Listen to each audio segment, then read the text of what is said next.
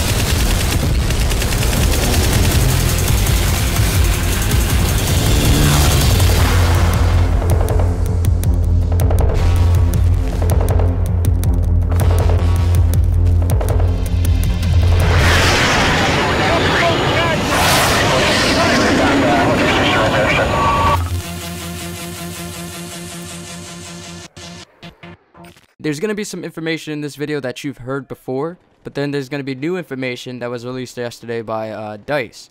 Now, there's going to be 3 new vehicles in Endgame. There's going to be a dirt bike, there's going to be a dropship, and there's going to be new AA vehicles. There's not going to be a new jet. A lot of people were expecting that, including me, because when I heard about air superiority being added to Endgame, I thought that maybe they were going to include a new jet. But they've mentioned that there isn't going to be a new jet. There's going to be the dirt bike, the dropship, and the new AA vehicles. And Capture the Flag is going to be making a return as well to the Battlefield series, because Air Superiority was in 1943, Capture the Flag was before in 1942. So a lot of people are wondering how it's going to work out in Battlefield 3 with all the new jets, with all the new weapons and whatnot, and the design of the maps. Apparently you can carry the flag in a vehicle. A lot of people are wondering about that as well. Maybe they won't include that because it's relatively easier to use a vehicle to get from one end of the map to the other end of the map than using your own 2 feet. So you will be able to put the flag in a vehicle, which means that Capture the Flag is not going to be like cornered off to just a little part of the map. They're probably going to use the entire map, and you got to bring the flag from one end of the map to the other end, which is going to be a challenge with everybody going after you. With the dropship, a lot of people are wondering how this is going to work as well. Is it going to be AI controlled? Is it going to be player controlled?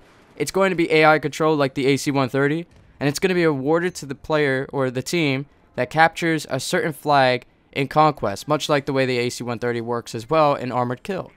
And when you get the dropship, when you get the ability to call it, you will be able to call in reinforcements, and these reinforcements can be an airdrop of an infantry fighting vehicle. Could be a Bradley, a LAV, or you can also call in paratroopers. And of course, these paratroopers are going to be your buddies on your team, and they're going to be able to drop down behind enemy lines and help you fight the fight. A lot of people are wondering if the dropship is going to be in Rush. I'm not sure yet whether or not the dropship is going to be in Rush. A lot of people didn't like the idea of the AC-130 in Rush because you were able to paradrop on it, because it would pop up like literally every 60 seconds. And it was just a constant annoying thing in Rush. But DICE has learned from their mistakes with the AC-130 in Rush. They've patched those mistakes. And even though some players still argue that it's a bit, of a overpowering thing for the attackers, you never know. We might see it as well in Rush, but not only for the attackers, but for the defenders. Now, a lot of people are also wondering about the map designs. How are the maps going to be made this time around? The maps are going to be based on the 4 yearly seasons. Fall, winter, summer, spring. And we got 2 map names and what they're themed after. Operation Riverside is a fall theme map. It's going to have rivers, it's going to have electrical stations. Most likely it's that map that we saw in the trailer. Seeing as though when you look at the leaves look very you know, fall themed, orange and whatnot. And you also look at the mountains in the background, you can see some snow. The other map is called Sabalon Pipeline, and it's going to be winter theme. It's going to be snow. Now, whether or not this is going to be in the mountains, I'm not sure, seeing as though with Armored Kill, Albor's Mountains was obviously in the mountains. A lot of people are wondering if they're going to do another mountaintop type theme. I don't think so this time around, seeing as though Armored Kill did have that mountain theme. Maybe this time around we might see a forest area with snow, much like Nelson Bay in Bad Company 2. As for the release dates, for those of you guys who haven't heard the release dates, you could check in the description box. I have all the tiers listed and what platforms are going to be getting it on what day and whatnot.